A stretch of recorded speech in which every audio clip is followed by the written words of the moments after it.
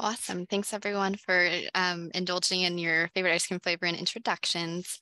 And just to maybe provide some context for where we've been, it's been a minute since this group has met. We met back in November. And just as a reminder to folks, we did kind of discuss regarding the heavy duty truck incentive measure, just some opportunities to reach out to local businesses. And today we have, I'll go ahead and actually just share my agenda with everyone and just walk through it really quickly. We do have some really interesting updates that we'll pass to Janine for just on some of the recent district efforts to do heavy duty EV outreach at some events and conferences that we've been to. And I think really the chunk of the meeting will be at this next item to discuss and a really interesting pilot program that's come out of the San Diego Air Pollution Control District. They have a zero emission truck pilot program that they're working on. And so I think it'd be really interesting for this group kind of with our measure and some of the difficulties we've kind of faced in engaging with this measure to discuss this pilot program and just discuss opportunities to potentially expand the scope of this of our CERT measure. And then just as with our usual meeting agendas, we'll do wrap up the next steps too. And with that, I'll go ahead and pass to Janine for that first item, just about some of the recent outreach that our district has done in this field. Yeah, so we've been following a lot of the various truck events and workshops closely and making sure that we have team members at those to present, to connect with the fleets, and just share the information. A couple of the big ones that we attended, of course, we were at the World Ag Expo, and that was a great opportunity, not necessarily to connect with fleets, but the manufacturers and the dealerships, because they're our kind of our second line of defense. They're receiving those customers in and making sure that they know what funding is available in which areas is oftentimes a critical part in the total process. So we were very fortunate to connect with multiple dealerships up in the Stockton, the northern region, and make sure that they were all aware of the funding that was available, as well as the special AB 617 community and the funding there. We got the opportunity to talk to OEMs about the new EV trucks and the hydrogen fuel cell trucks. So that was a great opportunity for our team to learn more, that we can then help share with the local fleets and community members. We also attended some EV demonstration events where, again, we connected with fleets and OEMs and were able to present information and also share information about our 617 communities. We have another one coming up very soon. Next week. Speak slower, please. You're speaking way too fast. Yes, I'm sorry. Thank you so much. We have another event coming up next week. That event is in Stockton, and it is targeting the port there. So it's right in our wheelhouse. It is, there's multiple groups that are hosting, but it will be a Nikolai truck that is being demonstrated at that event. And that is a fully electric truck. So we will, again, have staff there to just share information, connect with fleets. We're hoping there are several drayage fleets there, and we can, again, help share information for that. And yes, we do have a flyer for the event, SB, and we can definitely send that through. Jessica, I believe you have a copy of it as well. Yes, okay. That is on March 23rd from 9 to 2. And I believe there is an RSVP requirement. The link will be on that flyer. So yeah, so those are kind of the summary of some of our recent workshop and events that we've attended. All of them being focused on EV, heavy duty EV trucks.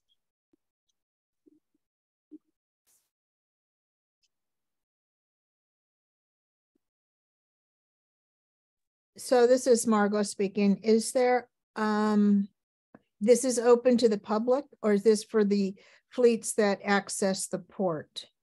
No, believe it is open to the public. I'm going to just open up that flyer real quick on my desktop here to make sure. And here it is. So it's called the NorCal Roadshow, presented by Nikola Trucks, and it is open to the public. They will have a technical session where they'll be showing both hydrogen electric and battery electric. And they will also have, where was the, I thought they had like a agenda here, but maybe that was something else I was looking at. Oh no, here it is. On-site technical presentations at 9 a.m. and at 12 p.m. So even, you know, I think the way they have it set up allows for people to kind of come and go at various times throughout the event. They don't have a location, an address presented just yet. So I'm assuming once you RSVP, that information will be sent. But it is being supported by Clean Cities, Sacramento Clean Cities Coalition, San Joaquin Valley Clean Cities Coalition, the California Trucking Association, and the East Bay Clean Cities. So it seems like it should be a great event, especially for the ports. They are having separate events at Oakland and Sacramento locations as well. Those are on different days.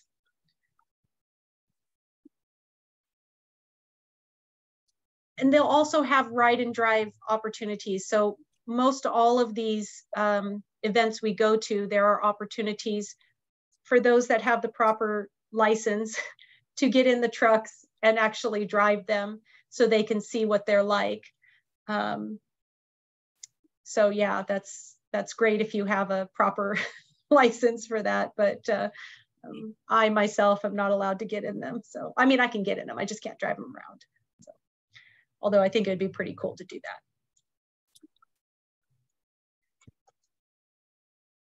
We can get the flyer out to folks. I did just drop the link, which has about as much information as the flyer has in the chat too, for those that are on the call right now. Great, thank you. And this is Stephanie. I just shared the flyer. If you're comfortable using the chat, you can download it there. Wonderful. Do folks have any questions about some of these events, or maybe, you know, some of the feedback that Janine's getting regarding heavy duty trucks and kind of this transition? Again, this is Margot. How is the word getting out to the various trucking company, local trucking companies, and specifically to the AB 617 efforts? Is there a way to do that? Do you know? Yeah, we're still working on developing a strategy that will reach the greatest number of target fleets as possible. We don't have a set solution for that just yet, but we are looking at, you know, what we do have available at the district through our existing grant program database, through our other, you know, permitting and things of that nature, databases. But I think at this point, we probably, after looking at that information and seeing potentially some big gaps and holes in it, we're probably going to need to access some other outside sources, whether that's the Trucking Association or maybe CARB requesting some help through the truckers database. to help fill in some of those holes so that we can in fact reach that target audience in a comprehensive fashion.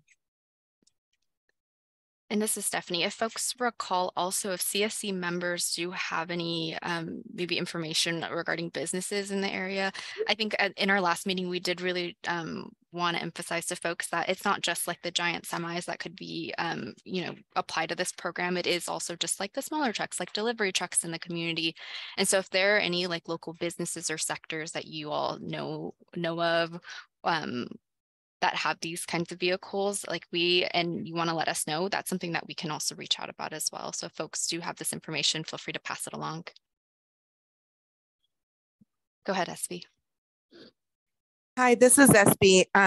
As far as like the smaller fleets, we do like have a connection with them. We're part of the Innovation Hub San Joaquin board. And so through the San Joaquin partnership, we have different folks, and we really wanted to do like a targeted outreach with them. You know, I don't know as far as like the delivery with this particular event, because it's going to be so close, you know, to get that information out to them. You know, we can do that, but what I wanted to do again was like something a little bit more targeted to engage those owners for those smaller fleets that would then, you know, be eligible to apply. And some of them, I believe, are located in the AB 617 region, but I think that we definitely need, as part of maybe like with the outreach committee, you know, how we talked about how we're going to cross paths between the subcommittees and the outreach committee. So, you know, this would be one of them, right? Because we would have to, what is the strategy? How would we utilize this? If we don't have the mini grants any longer, you know, it's obviously a capacity issue, you know, with the different CBOs in terms of doing this work. But we do have that kind of access. I can get this flyer out, but like I said, it's going to be like the time frame is going to be really short, right? Because it's in terms of giving folks time, especially like the business owners. But moving forward, if we can come up with a plan, you know, I think that would be great. I know that the outreach plan that we had, that we submitted to the district last year, that still hasn't been approved. That plan was specifically like showcasing the EVs and the lawnmower, but then obviously would have information about the trucks, like you said, even like the smaller trucks, and the locations that we specifically targeted are heavy, like crowd canvassing areas that we already do for our other outreach.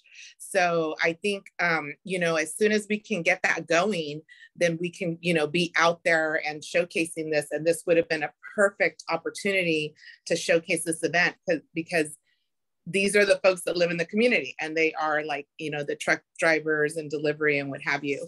Yeah. So yeah, I think that, you know, if you all have time to like, let us know, revisit that as far as that outreach plan, that would be great. And, you know, we would, I mean, it's encompassing all of the activities, but we should have this show going on like at least once a month, because then they know where we're at. You know, this is like the same campaign that we had very successful with COVID, was because we were present there in the community doing the crowd canvassing. So then they knew, okay, when I go to the market on X date, I can get this information and follow up and what have you.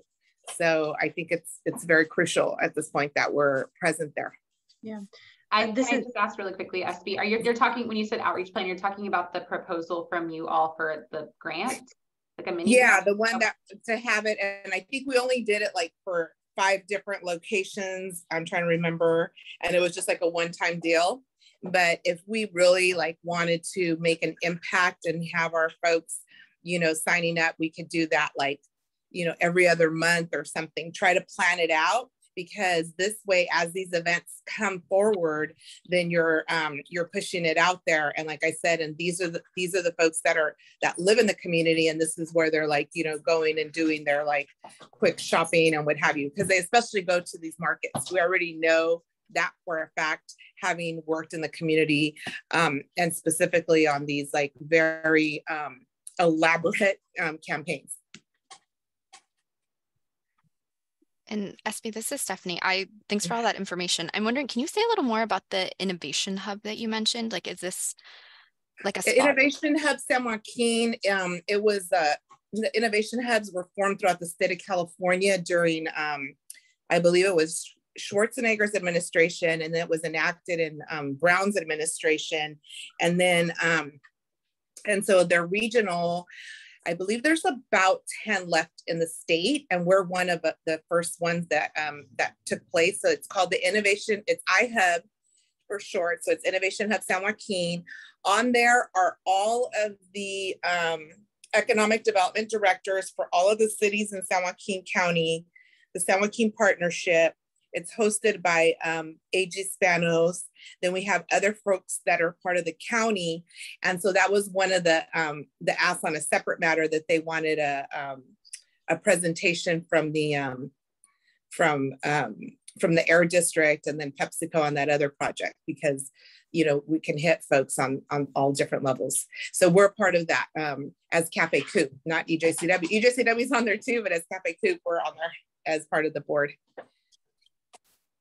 I will say one of the asks, and maybe Stephanie. I'm sorry, who's speaking? Can you guys remember to identify yourselves? Sorry, this is Jessica. Thank you for that reminder.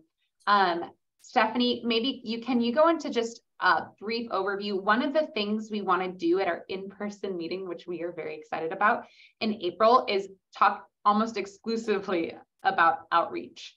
And we're going to have Stephanie can go into a quick detail, but we will have a space to talk about exactly what SB just talked about, like utilizing and reinvigorating the mini grant funding to support groups to do that on the ground kind of canvassing work or event, like going specifically to these types of events. So Steph, can you give us like a 2-minute preview of like that interactive meeting we're going to have? Sure. This is Stephanie. And so I think as most of you remember, I think most folks were there at the last CSC meeting. We had that agenda item to plan out what folks wanted to talk about for the upcoming meetings. And what kind of fell to the top for this April meeting, which is going to be in person, is community outreach and education. And we heard kind of some specific suggestions about just how folks receive their information and things like that. And so our concept is to have 3 different tables. We want this to be a really engaging exercise for folks, and we want to make sure we're not doing too many presentations. And so we'll have different stations or tables that folks can visit and provide feedback and learn just about different district outreach efforts. One of those will be just about our general district outreach. So kind of the social media we use, the materials we put out there. We want to do a little survey to see how folks are receiving their air quality information, and just get feedback on where folks would want to get there. You know, if we hear feedback that we're not, you know, none of our air district commercials are reaching anywhere in Stockton, and, you know, folks have suggestions about how they receive their information, we definitely want to hear things like that. The second table will be, and I think exactly to SB's point, is going to be about community canvassing and direct outreach. And so we definitely want to we'll plan to bring kind of a map and work with folks on just, you know, is door-to-door canvassing a good method in Stockton? How can we accomplish that, and who can we work with? I think part of that will also be talking about a residential air filtration measure as well. And the last station or table that we want to put together is about the work we do with schools and suggestions from folks about how we can kind of continue to work with schools as well. And I think for that direct canvassing piece, one of the things we talked about, Steph, and so hearing it now in this meeting, we'll make sure to highlight it, is we're going to make sure to also include like events and how we can make sure folks come to events. So it's not just about reaching out to the community, but it's reaching out to the business community, right? That like can take advantage of some of these things. So that makes sense to us, SB, is to kind of reinvigorate that discussion. Okay, this is SB. So just so you know, before the meeting, there's already going to be several like in-person events. There's going to be Catholic Charities is doing a ride and drive event this Saturday. And then April 1st, the mobility folks are doing a rise and ride event at the University of the Pacific. And then on the 25th of this month at Delta College, they're going to have another event as well. That's like more, I think it's more like of an Earth Day. I got the information through Caltrans, and I'll share that with you all. So I'll forward all of this to you, like all the different flyers. SB, this is Janine. Quick question. Those events that you just mentioned, those are the light duty events, right? The passenger vehicle, EV passenger vehicle. Yeah, I know it's not for the truck here, but I'm just saying that these events are going to be coming up, and they'll be happening before our in-person meeting. So yes, and I just wanted to add to that I believe we do have staff already scheduled to attend all of those events, or at least a majority of those events. So look for us. We'll be out there. I mean, not us specifically, but our people. Okay, this is SB. Thank you. Yeah, thank you, SB.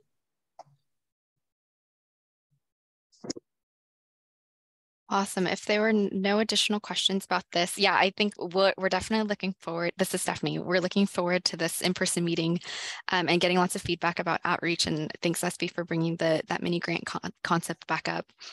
I think just in the interest of time, it's 4:30 now. I do think something that we did want to kind of tee up to folks is this concept of the San Diego's program, their zero emission truck pilot program. And I think we've kind of broached it in a couple of different heavy duty truck subcommittees and then also our CSC meetings of just generally like this program has been open. And I think Janine can speak a little better to this, but generally we've seen kind of through folks that can participate in this program, just a lot of hesitancy to participate for a lot of different reasons. And so I think just in our group, we're wanting to think creatively about different ways that we can maybe pursue this measure. And so Janine, I'm wondering if maybe you can give us, I know that your staff put together some very high level talking points about what this program is and maybe what could be some of the pros of pursuing something similar like to this. Yeah, this is Janine. So what San Diego has done is that they've written a project plan to implement essentially a pilot program. So there is no scrappage requirement. And that's huge because one of the challenges that we've heard from fleets across the valley has been the hesitancy to crush a truck and take a new technology type that they're unsure how it's going to operate in their fleet. And their concern about what happens if this EV truck is down, I don't have another truck to put in its place to operate, I'm going to lose business. So that has been a barrier because it's just a bit of uncertainty at this point. It's a very new technology. There's not a lot out there for them to see how they operate. So there's a lot of hesitancy there. So what San Diego did was create a pilot project that allows for fleets, and they're targeting their port area, drayage trucks. That's one of the applications that the EVs are working well in currently because it's a shorter haul.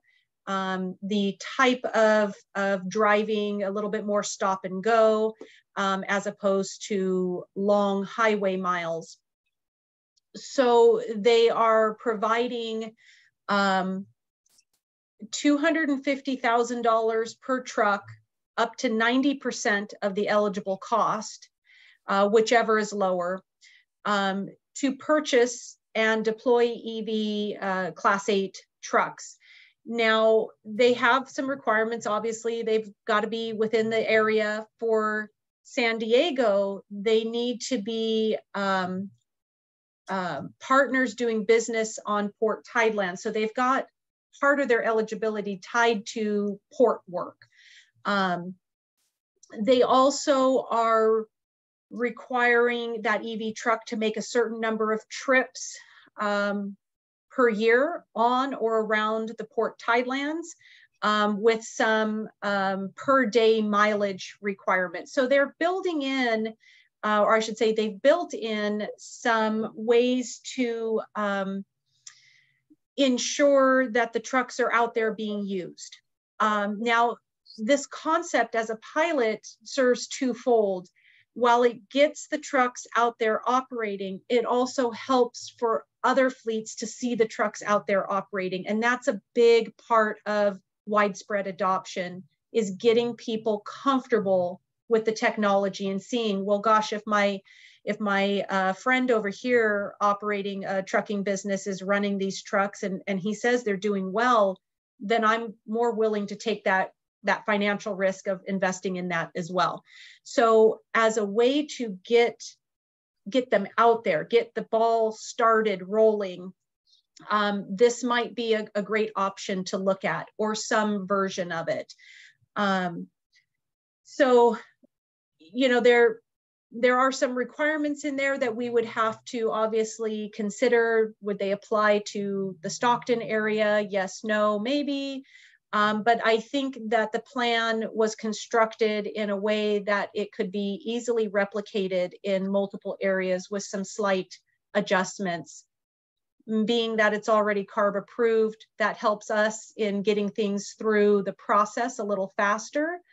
Some of those kinks have been worked out, we'll say. So that definitely, you know, helps the process. They have like an outreach component to it. They are targeting advertising of the program through local dealerships, through the CSC groups, and the Port District. So they're combining that effort with that heavier outreach component, again, because part of this project plan is addressing the need to get that information out there, to get people familiar with the technology and comfortable with the technology. So definitely very interesting. I spoke with, I was in a meeting about trucks with the other air districts when San Diego brought this up, and I was like, whoa, we need to talk about this. Like, give me more information, because it was really super intriguing, and they were very excited to be implementing this program, and they, you know, definitely had some great things to say about it. So, and it's a 3-year, they've set it up as a 3-year commitment by the fleet, which is very reasonable. In a traditional truck program, we're usually looking at 5 years. But for EV, brand new technology, 5 years may not be realistic, only because you've got first generation equipment, and it might need to be upgraded a little sooner just to be able to take advantage of how quickly the technology advances in each generation.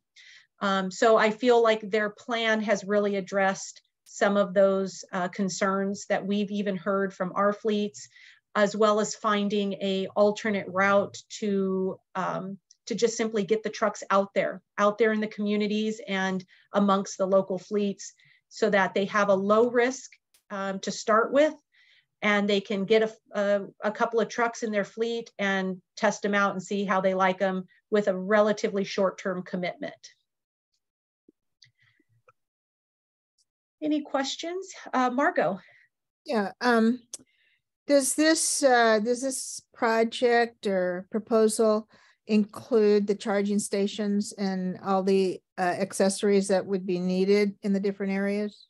So their particular project plan does not look like it covers infrastructure. However, with our projects, we already have infrastructure programs available, and that definitely can be partnered with any replacement or new purchase programs. We already kind of partner it with our existing program. And Stephanie or Jessica, please correct me if I'm wrong, but Stockton has a measure for infrastructure, right? Okay. We have a $1 million measure. I also happen Sorry, to just 1 moment, please. The last sentence, $1 million before that. We have an infrastructure program funded at $1 million. Thank you, Molly. Sorry, this is Jessica. Yes, to answer your question, we have that program. We also, because of what we're running into, and because it looks like we're potentially in some capacity going to write a project plan to either, if we want to do this pilot or we want to somehow change our program slightly from the current guidelines. Either way, if we are writing a project plan to CARB, we can also include that if that's another, like if we want to add more money, instead of changing the other measure, we can write in our project plan that support if that's something the community is interested in, and that's a way to get truck companies interested. And this is Margot again. And is this in collaboration with the San Diego Port, or is this an AB 617 project down there? It is. Oh, interesting. Yeah, this is Janine. It is an AB 617 project plan for their CERT measure. They are tying it to the ports. So they're focusing efforts for deployment of trucks at and around the ports. And really, I can see the advantage to that because, again, these first generation trucks, they're not suitable yet for all vocations and applications, but they seem to be doing quite well in the drayage application. So that is one vocation, one sector of trucking that's easier to breach and get the trucks deployed, as they are currently functioning well in that type of application. And again, it's about getting as many out there as we can. And, you know, as each new generation comes out, we'll see more capacity, lighter weights, greater ranges, faster charging, which will lead to them then being able to enter other vocational applications.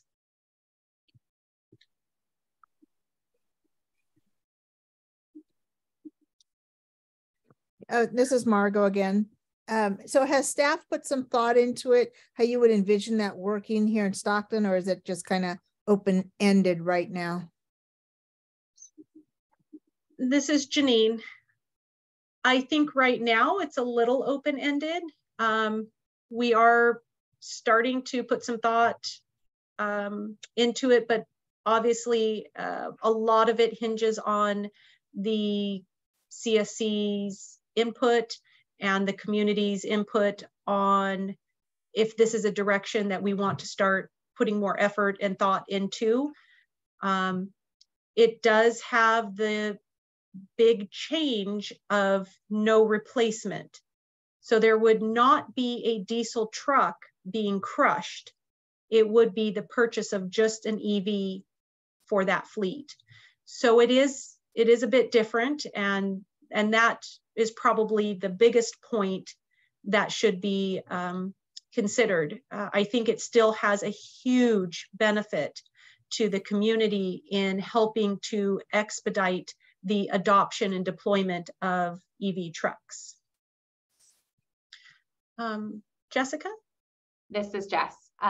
Yes, one of the things maybe Janine, this would be a project plan. It wouldn't necessarily mean all of the funding in that measure would go to this. This would be to use some of that funding for a pilot program and still hopefully get some fleets to just directly use our incentives for the replacement of their trucks with electric or near zero technologies as the project is written right now. And so hopefully the pilot program can encourage others, you know, based on maybe some of what they're seeing, to still go through the normal version of our program, which would be full-on replacement. You know, obviously that's just a little, you know, definitely the best, you know, the gold standard, right? But to Janine's point, no one's taking advantage. We can't force people to take incentives. And so this is sort of the creative way San Diego found to get folks into cleaner trucks. Eric? Yeah, hi, this is Eric. I guess on the older truck that they're not crushing, is there a low mileage requirement for those or something like that? So to kind of make sure that they're not just getting two trucks. This is Janine. So I'm not entirely sure how they account for it, but they do have a requirement. Well, I shouldn't say that. one of the goals of the program is to replace 20,000 truck trip miles with zero emission trucks. So I do not believe they are collecting any information on the existing diesel or natural gas trucks in that fleet. But the assumption is that if they deploy a zero emission truck on the route, then that zero emission truck is displacing miles that would have been performed by a diesel truck. So that's, I suppose, inherently built into the concept of those displaced miles. I mean, they would have to be 2010 and newer anyways, right? So. Correct. Okay. But this is Janine, that's what we're replacing right now. So within the existing program that's open, it's 2017 to 2010 model year trucks that we're crushing to purchase then alternative technology trucks. So yeah, I did not dive into their calculation methodology. So that would be another probably area to see how they're calculating. I would imagine they're assuming that a truck is going to drive this route. Either it's going to be a 2010 compliant diesel or it's going to be this zero emission. So if I was to just make a quick assumption on methodology there, they're using a baseline of a 2010 compliant diesel to a zero emission for whatever that route would be. Brian? Oh, hi, this is Brian from CARB, and Eric is in enforcement, so I see where he's going with that, where we're at. But yeah, I thought one point that Janine has made that's important is that usually in our historical incentive programs, to spend that money, you had to prove there are emissions reductions. So that's where this idea of crushing the truck came from. So you're positive it's gone, right? But that also created a big barrier for small owner operators, like Janine was saying, to try new technology. So as CARB, when we were trying to reach out to get these trucks on the road, we could only get really big fleets to buy into it, right? Like Pepsi or Home Depot or stuff like that. So the one advantage of this program is that, like Janine said, it can lower, I think it reimburses more of the truck than some programs do. Plus, they don't have to get rid of their old one in case something goes wrong with this new technology. So yeah, so Eric, we talk to our incentive people a lot, and that's what's so great about AB 617 is that it allows these project plans so you can tweak those requirements. So yeah, we thought that this would be worth getting those trucks out to smaller owner operators was the idea. And yeah, like Janine's saying, hopefully that other truck will just be used as an alternate if something's wrong with the new truck, and the zero emission truck would be the one being used around the port in the neighborhood. So. Yeah, this is Eric. I mean, I would recommend tweaking it if we do it in Stockton to kind of have some kind of mileage check or something, just so that they don't just call it their alternative and then pick up another account and start using it again. This is Janine. So there is a requirement within San Diego's plan for how much that EV truck needs to be used. So there is a commitment that EV truck will be operating a certain amount. Now, even with a standard replacement, doesn't mean that a fleet won't go out and buy another diesel truck and add to their fleet. They can crush a tired 2012, get an EV truck from us. They saved a bunch of money because they got a grant. And so now they're going to go out a year later and pick up 2 more diesel trucks. So, I think that while in a traditional sense, the point that Brian made about having those real reductions by crushing the one and deploying the other. When we're looking at advancing new technology, we have to think a little bit outside of that traditional box. So I'm hoping that if we do move forward with some version of this, that the usage requirements for the EV truck to ensure that it is being used on a regular route for a predominant amount of the operating time. And again, within that very specific area around the port communities, will hit at the target of reducing the emissions, but also have that larger, more lasting impact of showcasing the technology and bringing that comfort level. I have heard from so many fleets across the valley that they can't take the risk yet on an EV truck, because even though they may not be classified as a small fleet, being 10 or less trucks, maybe they have 20, 30, 40 trucks, they're still nowhere as big as the companies that have 600, 700, 800 trucks. So the challenge for them financially, it's a huge risk, but oftentimes those smaller fleets are the ones that we see operating in and around the communities.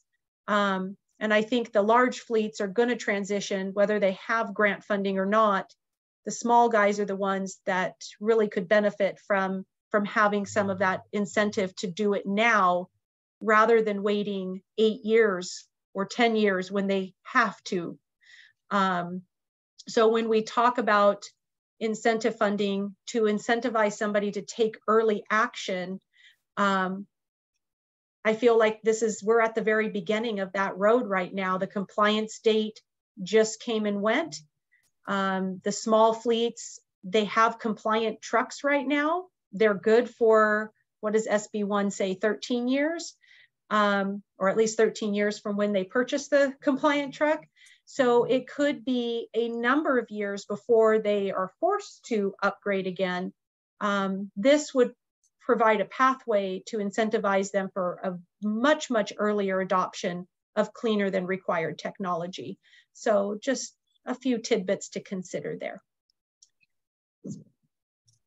This is Jessica. One of the things I want to, gosh, I lost my train of thought. When you just asked about, data, it was SB's question. That would be when we have grants. Can you remind me, Janine, when we have reporting requirements, the district does, right? So we collect that data, is that correct? This is Janine.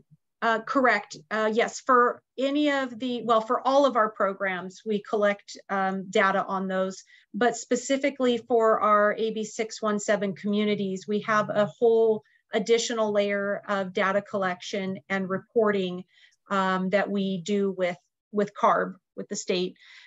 So that data, as far as each individual project is collected. And then once a project is implemented, we fund a fleet and get them some new trucks. Each year they have a reporting requirement to us, a usage reporting requirement. So we send them a form on how much they use the truck over that year. They have to provide us with some backup information, registration, insurance to show that they still own it. And we collect and house that information in our database, and then make that available to CARB as needed. Margot? Yeah, this is Margot. So I think this is an exciting idea because it's already created. So that's a real plus in my mind. I'm having a little trouble envisioning how it would work here. And who is the head of this subcommittee? Who is the CSC member that took charge? Was it Ed? We had Nate at the beginning of it, but since Nate has kind of transitioned back to Stockton or in transitioned to a new role at Stockton Unified, he hasn't had the capacity to take on the co-lead role for the subcommittee. Was it Nate by himself? Mm-hmm. Huh. Because I do think we had Ed support a little bit, but I think overall it was Nate leading the effort in the first few meetings. Because it seems to me, you know, I could be, what do I know? I think we need to start really working on this, and we can't have many months in between meetings at this point either. So how do we envision moving forward on figuring this out for Stockton? And this is Stephanie. I think overall, I do think on our district side, we definitely still want to follow up on a few things as well, and just make sure that this that we kind of have all the information, like you're saying, Margot, of being able to implement this program in the San Joaquin Valley. I do also think another component is understanding whether or not there is support from the CSC. So I'm wondering, I know we just have a few minutes here, but I see SB's saying, please. oh yes, of course. So we want support from. Yeah, we want to make sure that we're seeing if there is support to even like kind of move forward with this idea just generally as well. I do see, you know, there's a couple other members in here, SB, Cynthia. Do either of you have any thoughts as well on this? And I'll go to SB first. Hi, this is SB. Yeah, I mean, I would be interested if, I don't know if Nate's going to circle back and, you know, at a later time become, you know, since he's in his new job capacity, going to come back. But in terms of assisting to like co-chair the committee, you know, I would like to help with that.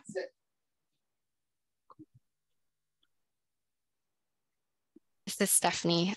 Overall, Nate has let us know that at this time he doesn't have capacity, so we definitely appreciate that offer, SB. And oh, go ahead. Really quickly. Yeah, that sounds great. Cynthia, please. Definitely here to kind of support what more of the talking have to say. And who's talking? Cynthia with CVAC.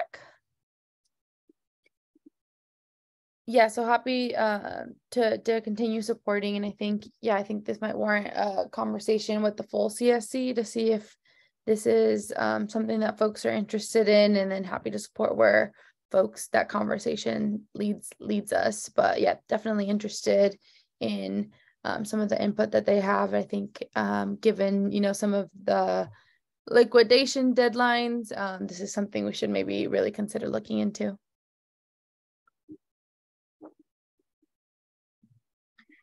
This is Janine. We can definitely, I think, start putting some thoughts on concept for Stockton together, maybe an outline of sorts, and that way at our first available opportunity to share with the full CSC, we can maybe get some feedback. To Margot's point, you know, we kind of need to figure out how would this concept fit into the Stockton community. So that might be our first action item, is to start putting some thought and ideas down on that concept.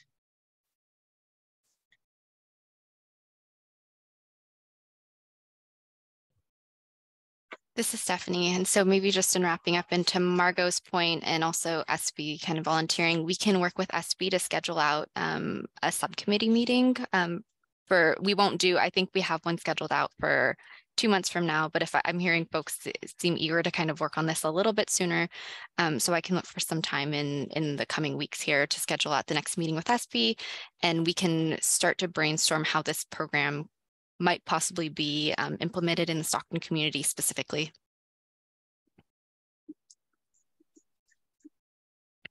It's getting to the end of the meeting here. Does anyone have any last questions, last thoughts that they want to share to close us off? Yeah, thanks, Stephanie. Just wanted to express some support for some of the conversation that was having about making sure that the emissions are really kind of ending, whether it be like crushing the older truck or getting rid of it, or I think there's some open conversation to have there, but really in support of making sure that the emissions are reduced as Janine kind of just starts to draft out some potential options for Stockton. This is Stephanie. Thanks, Cynthia.